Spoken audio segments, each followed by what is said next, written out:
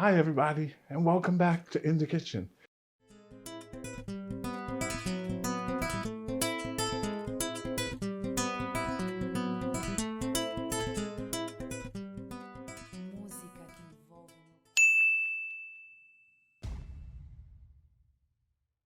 I'm a mother of 4, it's really busy and time is tight. I was able to return to college because of the Community College Opportunity Grant, a free tuition grant. Hudson County Community College changed my life. The college community made me feel like a person, not just a number. The Community College Opportunity Grant covers additional costs while keeping me debt-free. I'm building a new future at Hudson County Community College.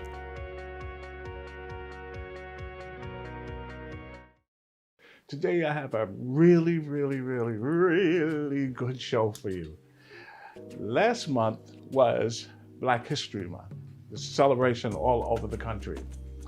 March is Women's History Month. And let me tell you, I have 2 women who are celebrated throughout the country and their contribution. One of the persons is Gail Marquis. Gail is a U.S. Olympian champion, and we're going to go into that a little bit more in women's basketball. Yes, in women's basketball.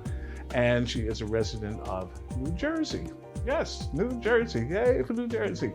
Second is going to be a lovely wife, and her name is Audrey Smalls.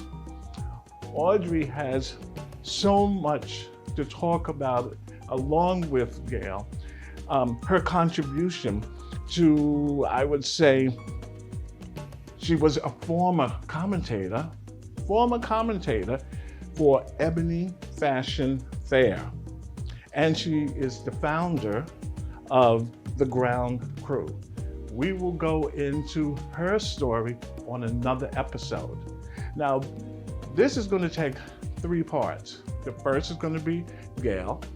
The second one is going to be Audrey. And then I have a video clip that I want you to see when both of them sit and talk together. And let me tell you, Audrey will make you laugh. You should see the story that they talk about, how they met and how it just blossomed and how long they've been together. So I want you to sit back and watch this fabulous story that Gail Marquis has to talk about. And it's going to take you back some time when you hear her story. You'll say, oh, wow, I didn't know that.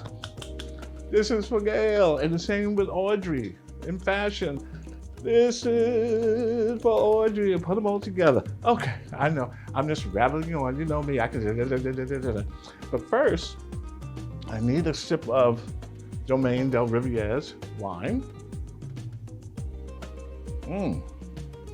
Delicious. And then on this episode, guess what I'm making? Something that the kids are really going to enjoy as well as the rest of your family. It's very simple to make. It's not going to take a lot of effort.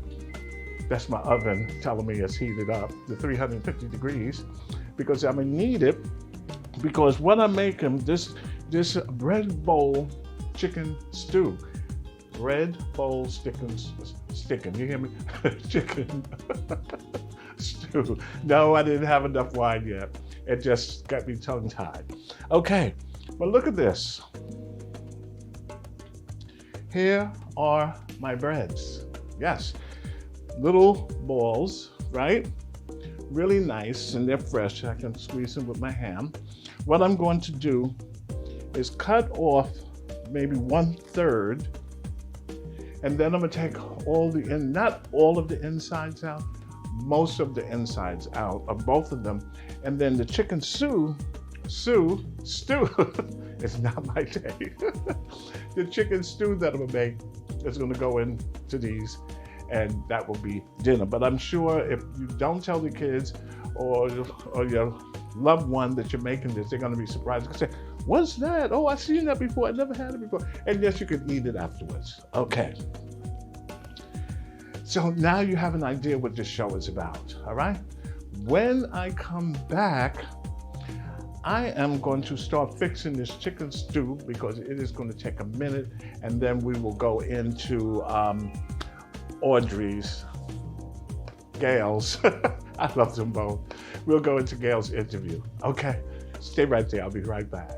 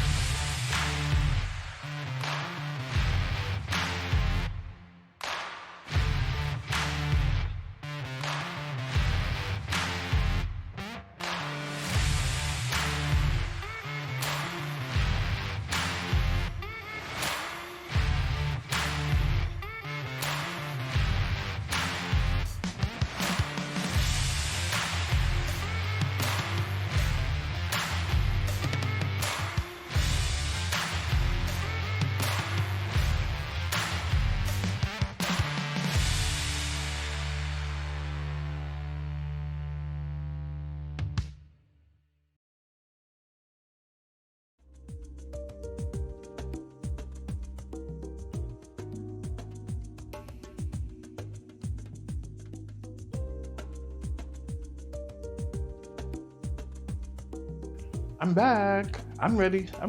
Okay, so the first thing I need to do is to cut the tops off of these two round loaves, okay? So here I go. Let's put this one here. I'm just gonna take maybe this much off. If I get my knife into it, and I should have used a serrated knife. Oh, this is working real good. You see? Real simple. This we're gonna need. Let's switch. Okay, let's see. All right. Cut the top off of this.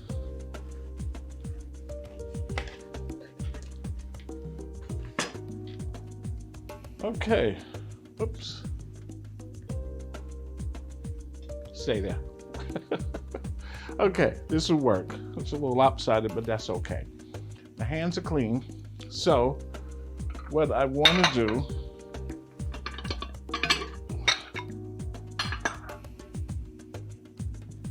is dig some of the inside of this out. So I'm gonna go like this. See, I'm not taking a lot. There we go. Now you want to make sure that you leave some on the sides, okay? Yeah. Ooh, look at that. See how simple that is? Real simple. We're gonna do the same for this one. Here. Now, when I was testing this, I was using a real large loaf of panera bread from Andrea Maria on Central Avenue. I think today I'm having a tongue-tied day, but that's okay. We're getting it done. And that was very, very big, and that's good for a big family. Okay, let's pull a little bit more out. Now remember, your stew is going to be absorbed by this. So my next step with this is to take it and put it inside the oven. And what that's going to do, it's going to make the shell just a little harder, okay? Just for about 10 minutes or so until you feel it's hard. I have my oven set at 350 degrees. Take this.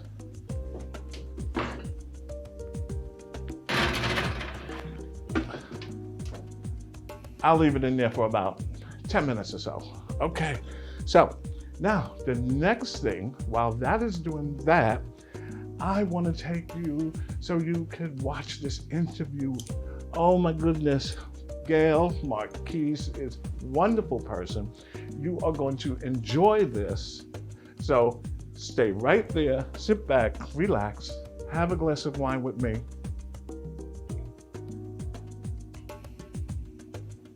And I'll be right back to start our chicken stew. Be right back. Hi, everybody, and welcome back to In the Kitchen.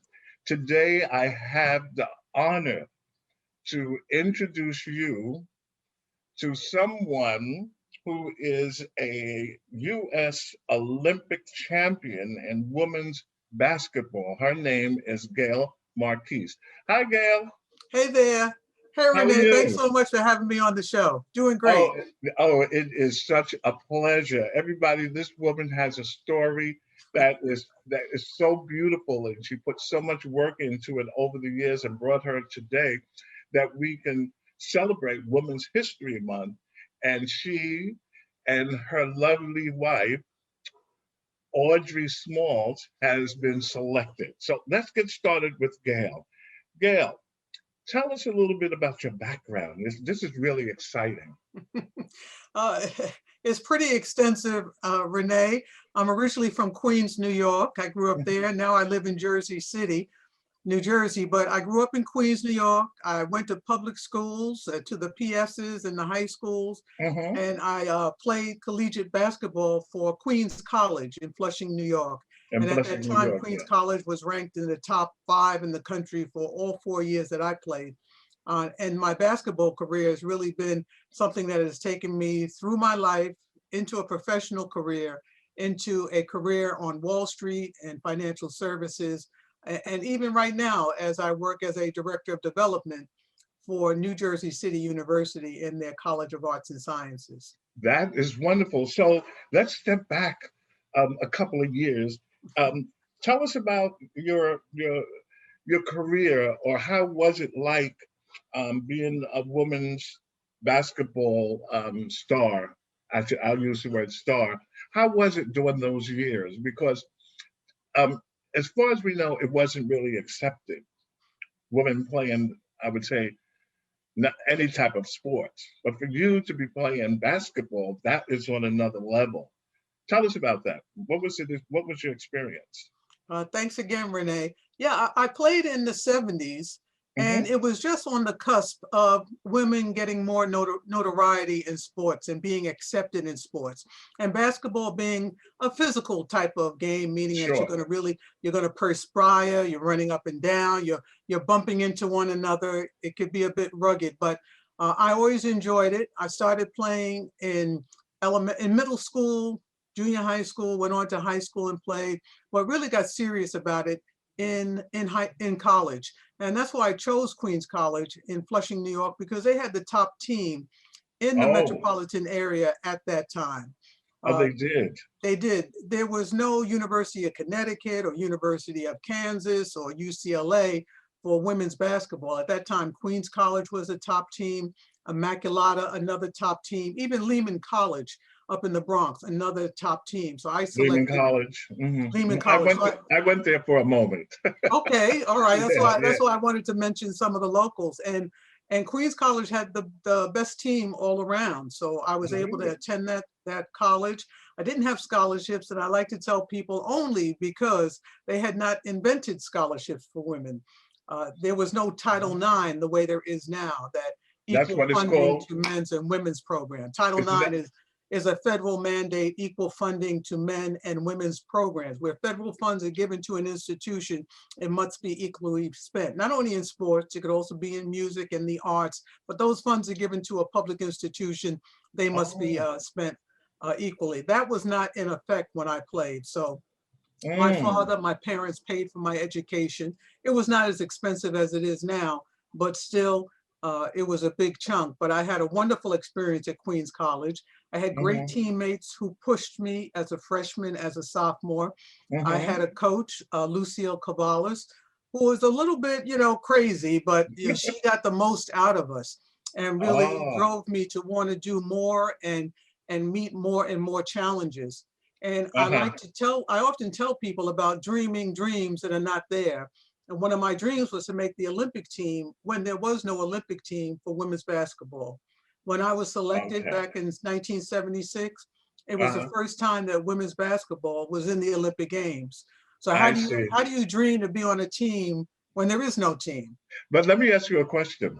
Okay, here it is, a men's dominated sport, and then women come along. How how did that mix with the men? How did they accept it? Or did they accept it? Or did they try to push it away and like they stereotype, women are not capable of this and that and that? which women have proven today that they are. How did that work together? Well, if you can imagine again, back in the 70s, that was at the time where I guess those that had money and invested in sports, we weren't on television that much, if at all. Hmm. We weren't on at the news at the end. But I will tell you that the men that we came across as players, or the young men or boys that we came across as players, never had a problem with them. Now, we Never. often had problems with the administrations who Oh, didn't want to give us time on the basketball court. yeah. Or even when I was in high school, the high school coach wouldn't let one of our games be played in the main gym with the Oh, clock really? and with the timers and with the bleachers, the stands. No, he said we could not play in the main gym. So we had to play in our much smaller gym, which wasn't even a regulation size, and we had to play our games there. Again, I never had Wow. problem with other male players, but Mhm. often I think at a higher level, maybe my coach, maybe my administrators had problems on the other side against other male coaches. But one thing I will credit, even when I was on the Olympic team, Mhm. and there were disparities, Mhm. just like there are today, my coaches never let me know. Our coaches did not let the players know that they gave $1,000 to the men's team and you have Oh, $50, yeah. or Yeah. your uniforms, they're getting 3 pairs of sneakers, you better find a way to get your own shoes, kind of thing. They never let us know, which I do appreciate, because what would they Mhm. have done? It would Yeah. not have enhanced my game. It would not have helped me play any better. I always Mhm. played hard, but I didn't Mhm. want to play angry. But And let me ask you a question. Sorry to interrupt you. Okay, so during that time, it was a little challenge for women to be accepted. Like you say, you couldn't play on the main court. How was it as being a woman and being African American? And on the other side of that, how many African American women were on the teams in general? well, when I played in college, it was about 50%. You have 12 players on a team. There you probably were 5 or 6 African Americans per team per year, maybe I a little see. bit more, a little bit less. When I was on the Olympic team and when I would try out for our national teams, there were usually about, I think it topped out the year I was on at 4 African Americans. So you have 4 Blacks, you have 8 Caucasians or non-Black. Ah. And I like to tell young people who ask, and you look at teams now, the NBA, the WNBA, Mm-hmm. our collegiate squads, Mm-hmm. heavily dominated with minorities, African Americans, Oh, sure. Latinx. It was not that way when I played, but another thing I do say is that I couldn't let it get in the way of my playing. There were times, we talk about the Olympic team. I made Yes. that team in '76. Very rarely do I get a chance to talk about the teams and the tryouts that came before that. The Tell us, Women tell us. American. No, because I didn't make those teams and they were ugly Oh, teams. oh, I So see. I say that to say that when you're on a national team and you're building the character of a national player, international player, there's always those lessons behind you. And in those teams prior to, often there were 1, maybe 2 African Americans on the team. After the Olympic team, it just inched up a little bit. And I like to tell people that when I try out for these teams, it's like being in a racehorse. I wear blinders. I don't Yes, really look left or right. I keep myself concentrated on the task in front of me. me And too. there are some ugly scenes. There are times that you weren't selected and you knew it was because of the color of your skin. Yes, There were I was gonna ask you that. Did you have to go through that segregation challenges being on a team, where you're going to play? Were the team was accepted, but were the African American woman accepted in a particular town, or you know where I'm coming Yeah, from? I know what you're saying, and I'll have to say yes. I was accepted.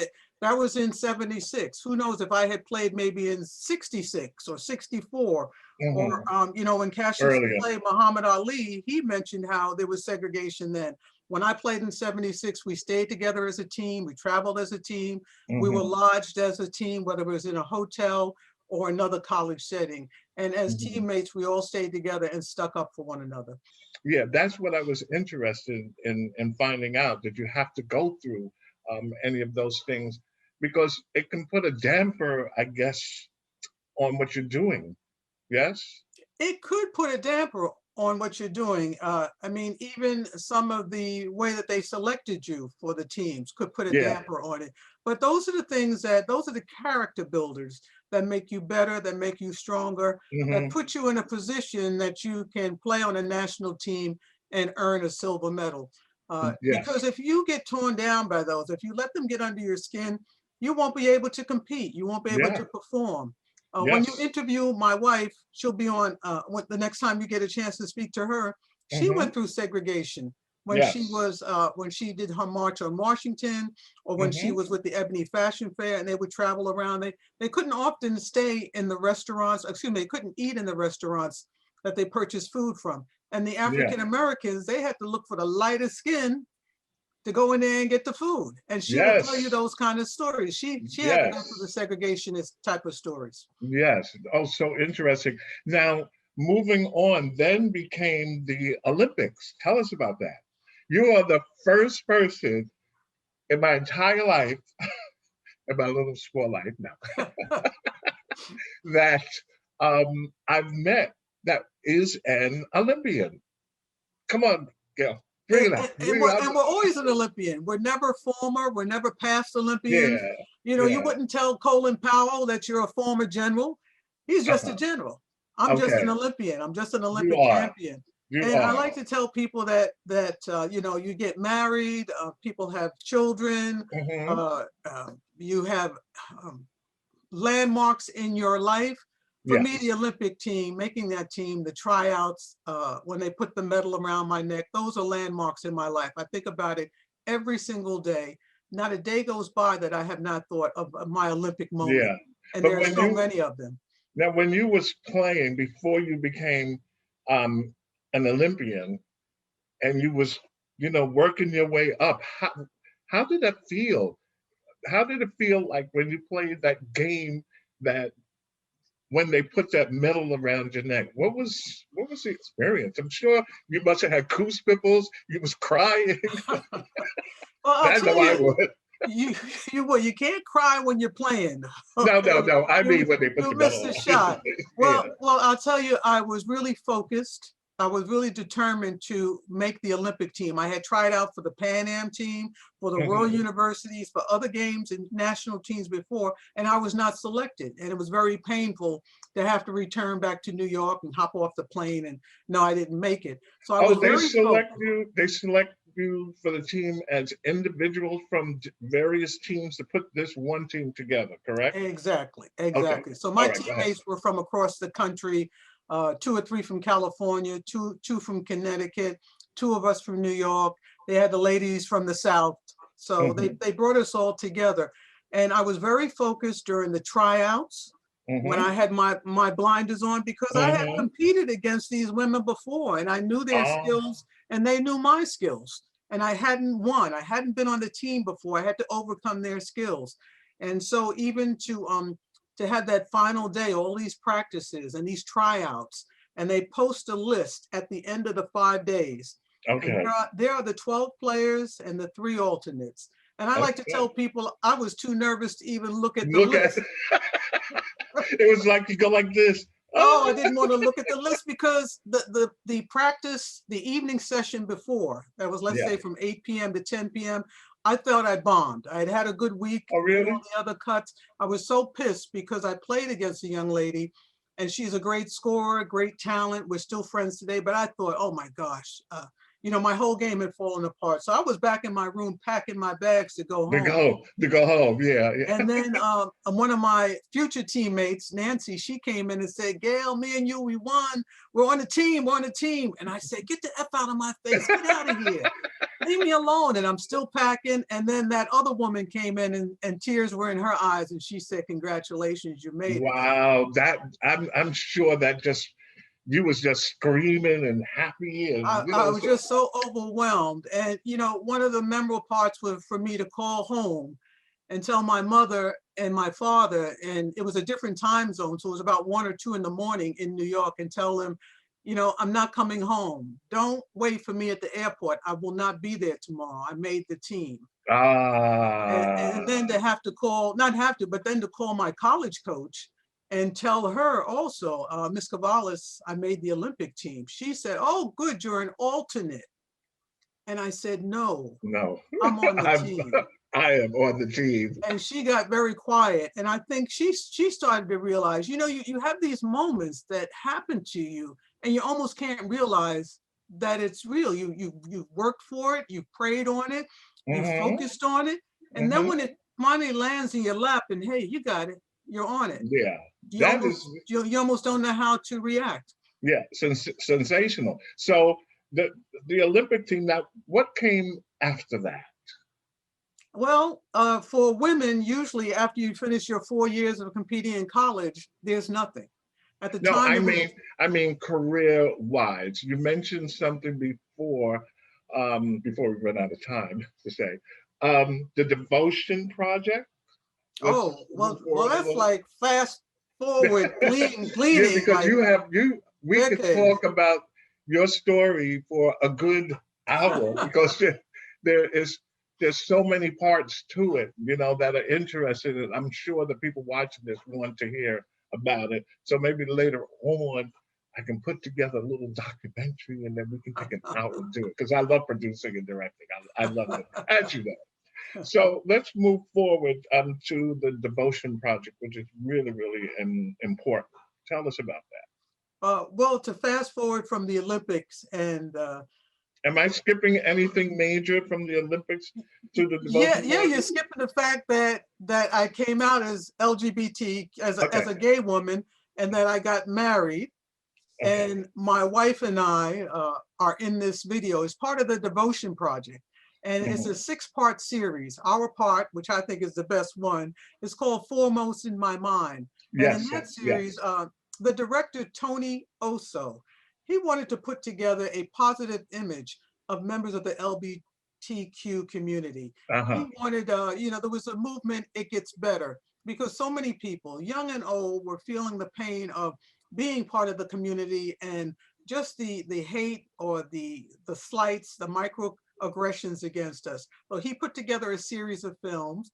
My coach told me to be in it. This is 40 years after I played for her. She's still telling me what to do. And my wife and I starred in the movie, and it's a documentary, only about 9 or 10 minutes long. I encourage the audience to go ahead and check it out. Not only ours, but the other 5. And it's different segments of couples. We're the only African-American couple in there. Again, we're the best ones. But it tells the story of our life. And what was really keen after it got so many awards, it's been translated into about 23, 25 different languages. Really? After that, Tony got permission, our director, they cut it down from 10 minutes to 3.5 minutes. And it was part of the marriage equality. And it went with the whole human rights campaign package to the Supreme Court to explain our community, to explain why. And so it takes you, it takes Audrey and I, takes you through Audrey and I's, our short life together as we navigate this community and Foremost in My Mind. But I noticed you like wife. I love wife. You like wife. Wife? I like wife as well, but I often say, this is my life partner. We got married 11/11/11. I come right out and say, oh, did you meet my wife? I want you to meet my wife. That's the first, I want to introduce you to my wife. I hope I don't get any tickets today, because I know New York will give you tickets. No, you're not. I hope not. Great neighborhood. Are you kidding me? I don't know how to drive. I'm Miss Daisy. You used to know how to drive, you said. Oh, yes. I mean, if I'm forced to. Hi, Gail Marquis, campus of Queens College, and I'm being inducted into the inaugural class, the first class of the Queens College Athletic Hall of Fame. In the middle of going to college, I went there to play basketball, and I was lucky enough to play for our U.S. Olympic team. It was the first time they ever had women's basketball at the games. I also came home with a silver medal, which I did not plan. Everybody loves Gail. If I go somewhere, well, where's Gail? Even the mayor, where's Gail? And then when Gail is someplace, well, where's that crazy lady? I'm the crazy lady. I grew up in Queens, St. Albans, Queens, New York. There were 5 of us growing up, and I was a middle child. I always like to say confused. Yes. As you speak, my audience have been watching a little clip of Oh, it. good. Oh, good. Yeah, which is really really good because it brought people together as one. We're still fighting for those rights, which is very very important. Things are just moving on. Um, Gail, what's going on with your life now? What are you doing these days?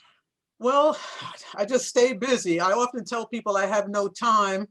No, I have no time. I can't do it. But then I just say, where do you want me? What do you need me to That's do? what you did. That's what you said to me. You said, just let me know and I'll be there. And ladies and gentlemen, I met Gail through a good friend of ours, Curvin Blue. He lives over in Society Hill. And I used to go to the parties and I saw Gail there with her wife, Audrey. And Audrey and I started talking. Gail was kind of quiet. You'll meet Gail when I interview her because Gail, her personality's up there. She just No, Audrey's personality is out there. yeah. I'm Uh-huh. sorry. Yeah, it's out there. And I said to myself, there's something about that couple. I can't put my finger on it. And lo and behold, I was right. Olympian and Audrey being a fashion what icon. Can I use the word icon? Yeah, fashion icon. Yeah. Yes. And I said to myself, I knew it, I knew it, I knew it, I knew it, I knew it. Oh, So we just stay very quiet about it. We let you find out. You can yeah, find out. yeah, We yeah. don't have to tell you. We don't want to tell you. But That's see, no I always knew fun. it. And thank you so much. So today you're doing what now? Today, I'm with New Jersey City University. I'm the director of development. So really what I do is I fundraise for scholarships for our students, and our Mhm. students look just like me and you and your family, your spouse's family. They're Black and brown, they're Latinx, they're Asian, they're Pacific Islanders. They're the whole gamut. Many of Mhm. them are first generation. They're right here in our community, one of the most diverse cities in America. Yes. I reach out to philanthropies, to foundations, and raise funds for these students to make sure that they can go to school and continue their education. Wow. Wow. It's just an extension of what you was doing before, and you're doing it, and you're doing this now, which is really good. And I know that these students appreciate it so much. It's so important to have someone support you, like you're supporting me doing my shows, my little interviews. The show itself, In the Kitchen with Chef Rene Hewitt, is great, but I wanted to bring on people who have something to say of interest, like I mentioned once before, like yourself. And there's a chef out there who nobody has given him a chance to express himself. He's running a business. Chef Mark McLean, he was on the show. Nobody gives them the opportunity. When I started the show, it was all about me. I said, no, I got to bring people on. That's right. You have to share with others. Yes. Yeah. And I say give back. I graduated from one of the college, Hudson Community College, culinary arts, and I always said I want to go back and teach. Lo Mhm. and behold, the continuing education hired me, and I was nervous the first day. I was like, I could do this. I could do this. But it's such a good feeling, and I'm saying this because I know what the students are going through because you're helping them, That's right. and it's very, very important. Now, is there anything that you would like to say before we not say goodbye? But I'll see you soon. I'll see you later on. Well, again, I continue to reach out to my community. I grew up in Queens, New York, but Jersey City quietly has become my home. I can't believe I've been here that long, and I'm glad they have embraced me and taken me in. And like you say, I just look to give back to my community. My community has grown, so it's bigger than Jersey City now. Yeah. Our communities, we take in so many, and this pandemic that we've gone through, as Oh we my get toward goodness. the other side and we see the light in the tunnel, let us all be thankful for if we've made it through. Remember those who left untimely, and let us, do things differently so we can bring Yes. all of them in and really uh, uh, uh, get rid of the hate. I always say love wins. Mm-hmm. Live a life of love. Mm-hmm. Read your scriptures. You get focused on who you are, and let's all come through this, all of us Yes. together. It's Yes. not going to be Leave any the good if one or two come through. No, no, All of and us leave must come through and together. leave the negativity behind. If I'm Yes. around people who are negative, I think everybody have a little bit, but some people are a little bit out there. Then I have to pull away. I have to get away from it too. I only need Yeah. positive around me. Yeah, that's bad energy in the room. And That's I've right. been saying, I won't say anything to the person, but they won't hear from me again. Put it like that. That's fine. Yeah. Oh, I meant to call you, but I was really busy. Mhm. So that doesn't My favorite is you're breaking up. You're breaking up. No, that really happened. So some of my friends probably said, "Oh, Rene was pushing me aside." No, I wasn't doing that. Well, let me tell you, Gail, this has been wonderful. I am so glad that you took time out of that extremely busy schedule to sit down and talk with me and my viewers. And like I said before, I'm going to get in touch with you. Well, I'm always in touch, but I'm gonna produce a nice, good, solid documentary about you and about Audrey. That is for sure. I like doing this. I like asking questions and learning things that I never knew before. Thank Okay. you. And thanks for allowing me to tell my story to a new audience. I appreciate it. Okay. Thank you, Gail. And I will be seeing you soon.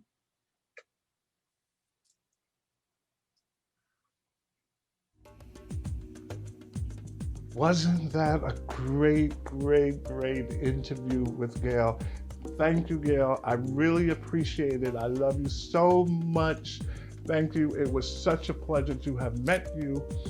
I went to a party given by good close friend of ours, Curvin Blue, here in Jersey City at Society Hill. And that's where I met Gail and I met Audrey. And there was something about them. I couldn't put my finger on it. I said, something about these two women that is lovely. And when she told me her story, sometime after, I met them a couple of times there, I was fascinated. And I said, listen, you gotta come on the show. You gotta come on the show so you can tell your story to the world, okay? All right, so now we are ready to start our chicken stew. This is very simple. You will see, very simple. It's not complicated. So the first thing I'm going to do is add a little butter. Ooh. Okay.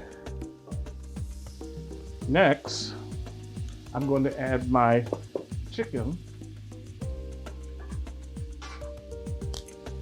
And I don't want this up too high. Add the chicken. Now this is chicken breast, and I seasoned them with Schreiber and some salt. Oh yes, and I made enough so there's some left over, so we can throw down tomorrow. You know what I'm talking about? So, okay, here we go. Woo. This is going to start smelling wonderful. Ooh, you hear it? Now this is the chicken breast. And you know the chicken breast will cook a little fast. When I fry chicken, you know what? I use chicken breast. And I slice the breast. Come on, you too. Put this here. I slice the breast like this, about not a half an inch, maybe just a little less. And I fry it like that. I dip it in flour, egg, and panko breadcrumbs. Put it in the pan and I cook it for about 2 minutes on each side, and you'll be amazed. It is so good. Oh, unbelievably good. Okay, let's turn this up a little. So, like I said, this is gonna cook. Let me get this. Oh, I'm turning it down instead of up. There we go. Yeah. We want this chicken to brown a little bit, and then we could add the rest. I don't want to burn it. Okay, there we go. We want this chicken to brown a little bit. And then from there, we can add the rest of our ingredients to make this chicken stew. It's gonna be good. I haven't had chicken stew in a long time. However, to make it, I have some more of Schreiber's.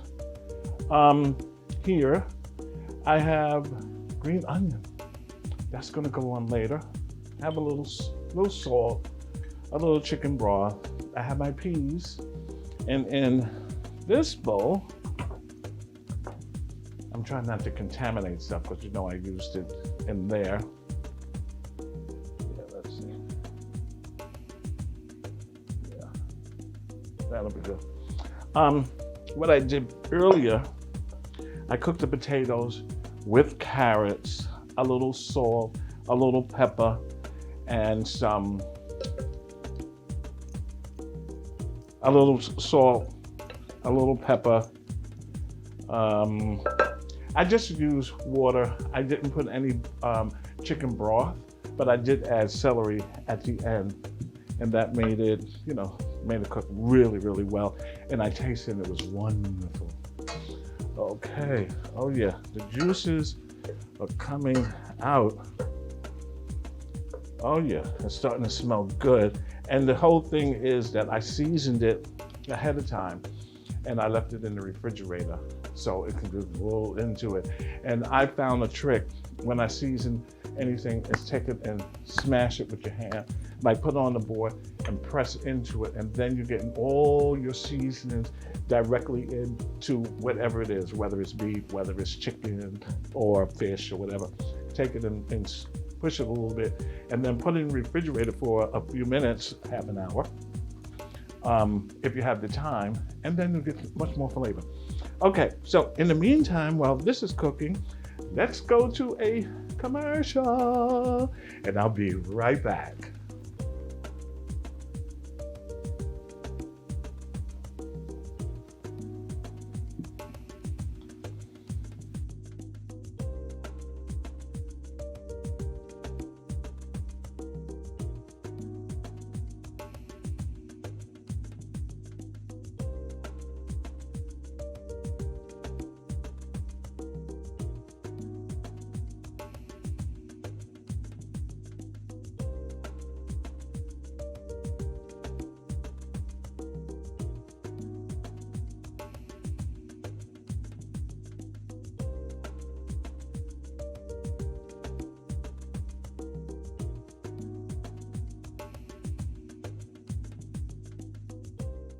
Come to Hudson County Community College for courses that transfer to four-year schools and provide credentials for in-demand careers. They're the newest technologies and facilities anywhere. And caring professors and staff to help me succeed. A great education and full campus life.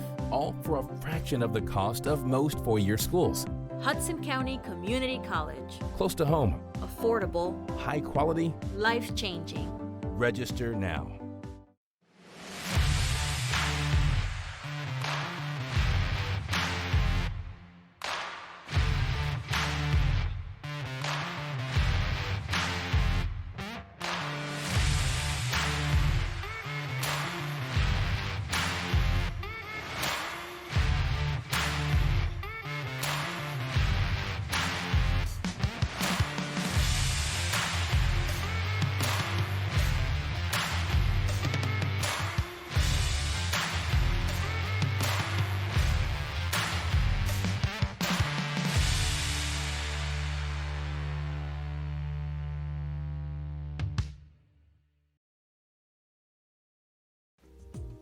Okay, I'm back.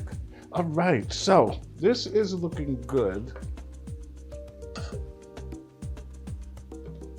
Oh yeah, and my Staub from Patty, Pam from my sponsor from Cantona, New York, Charles Department Store. We was up that way, I would say the beginning of the year or the end of last year. I go into my wine sponsors, little mansion, and we stopped by, and I was amazed by the products they had, and we talked. And here is one of their products, okay? You can find them online. It's really simple.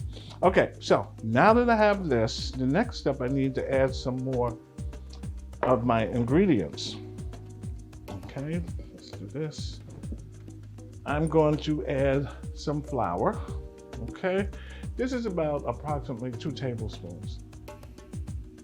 Okay. Oh yeah, that's our thickening agent, right? So let's move this around. And it's going to coat this chicken, and it's going to make what you call a roux. Just wanted to get it real good. Oh, that's smelling good. I can smell it. We're going to add some of our seasoning. Remember, squeeze it between your fingers to get the aroma, if that's what you want, to sense the oils and everything out. And we're doing this in layers, as you can see. The flour has really done its job. Whoops. Okay. I have a little thyme, just a pinch. Oh yeah. Some salt. Remember, watch. Oh, I smell that. Watch your salt intake. Use accordingly. Very good. Oh boy, I can smell this. That thyme hit it.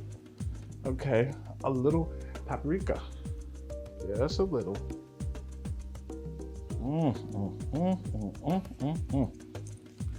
You know how this is going to be, right? And last, well, not really last, I'm going to add some chicken broth. Let's do this. This is about a good cup. You can add as you go along if you need more. And this, along with the flour,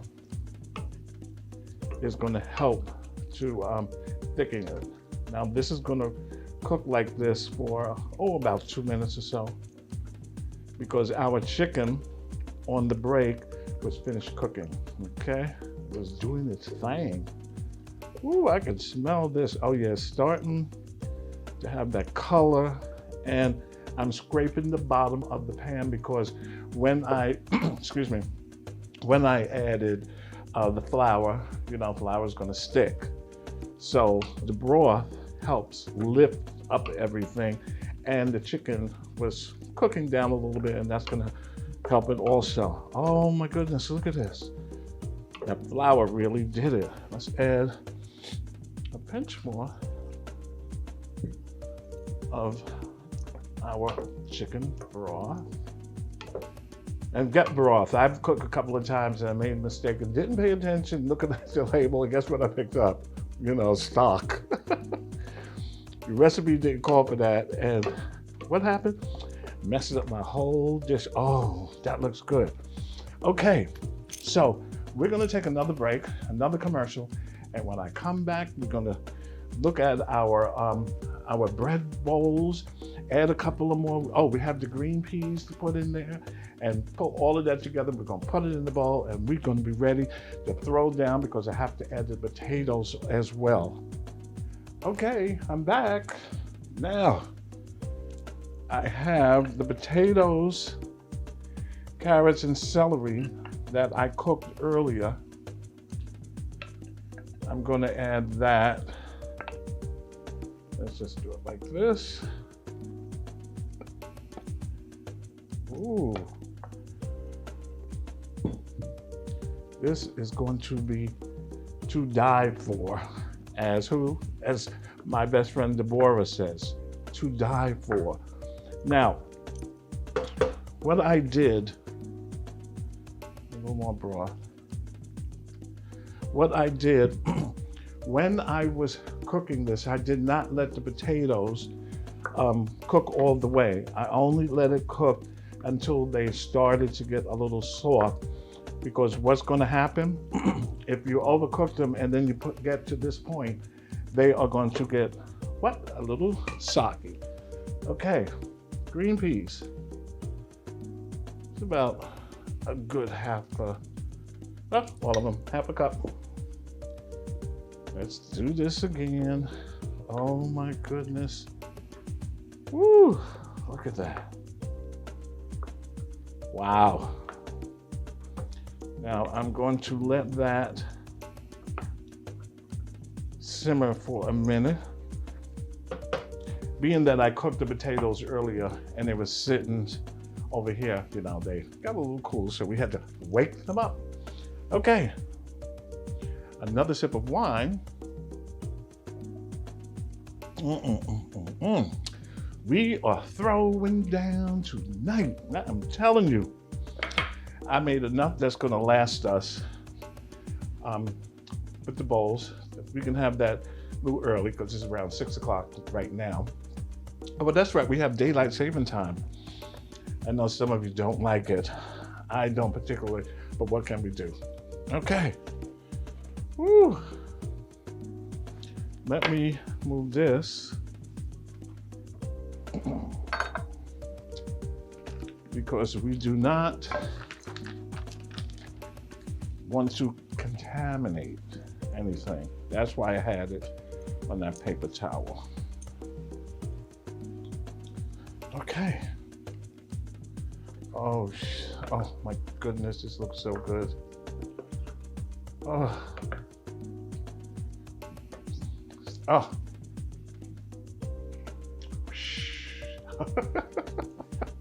Okay. Here's our bread bowls.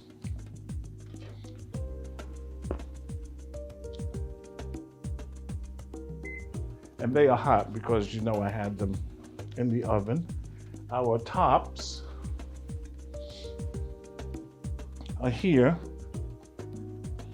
Now it's time to put a little of this fantastic dish that I created right into the bowls. Let's move this out the way so you can see everything. There we go. All right, so here it is. Let's see.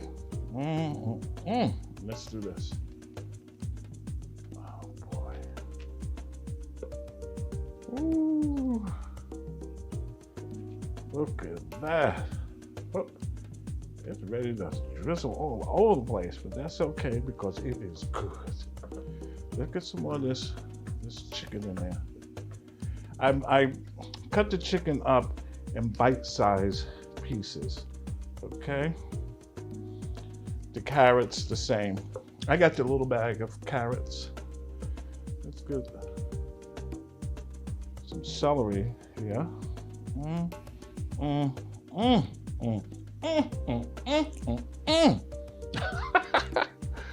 Woo! I'm stacking this up. Wow, look at this. Oh, not too much now. Okay. I can turn this off because it is definitely done. Now, what's happening is that these bread bowls, they have been in the oven and they're nice and hot, so it's going to keep your stew the same way, okay? Here's some more. Let's do it. Okay. Oh, yeah. Let's get some of that chicken in here. Renee, don't be stingy with the chicken. Some and carrots. Yeah. And celery. Some green peas. Ooh.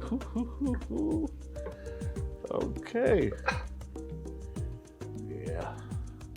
Some more chicken on this one. Oh, that is good. I'm always overdoing it. I can't cook a little bit of food. I have to cook a lot. It happens all the time. Let's get this on here like this. Oh my goodness. A little bit on here. Then we have a nice little topping. Oh, come on, get in there. Ooh, that's good. All right, My topping is the green onion. Look at that. Oh boy, oh boy. Wow. There you go. Let's put this here. Okay, so here we are. Here, our covers. Move this over. Here are our covers. And we have here, I thought it was still cooking. We have here our chicken stew cooked on the side and then put into our bread bowls. So what I did, I dig the inside out. Now you can go deep to the bottom if you like. That's up to you. You can go all the way to the bottom, but leave a little so that bread will absorb it. And then I took these, cut them like a third down, and put them inside the oven at 350 degrees, and that made them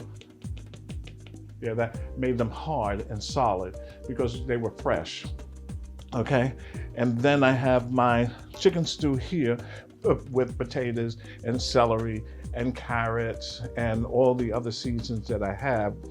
And this is what we have. We have a really good chicken stew just for you, and the kids are gonna love this because when you serve it to them, and you can pull this out, you can put this on the top and put this on the top.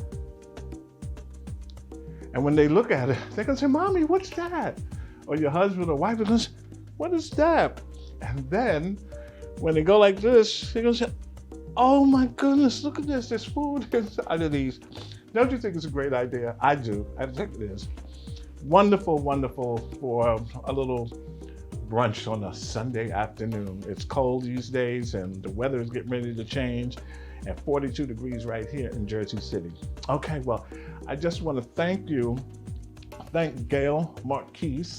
Once again, Gail Marquis, she is a U.S. Olympian champion and a resident of Jersey City, and her wife is coming on another episode, Audrey Smalls.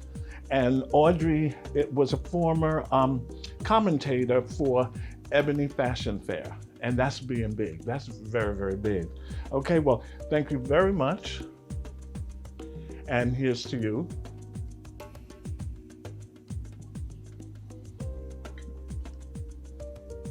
And until next time, stay safe. Bye.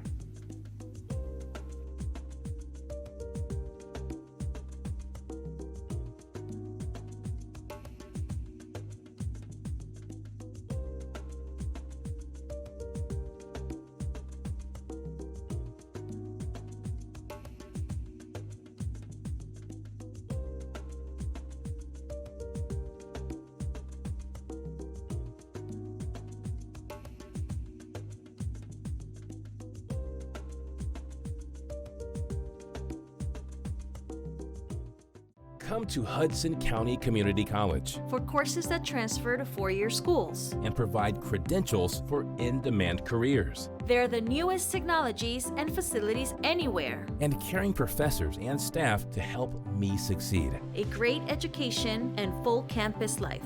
All for a fraction of the cost of most four-year schools. Hudson County Community College. Close to home, Affordable, high quality. life-changing. Register now.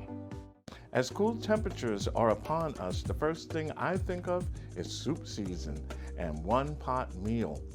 R.L. Schreiber products are the perfect way to start your home-style recipes this season. With such a wide selection of concentrated stocks, chili peppers, and flavor-based products, let R.L. Schreiber be the beginning of your end result.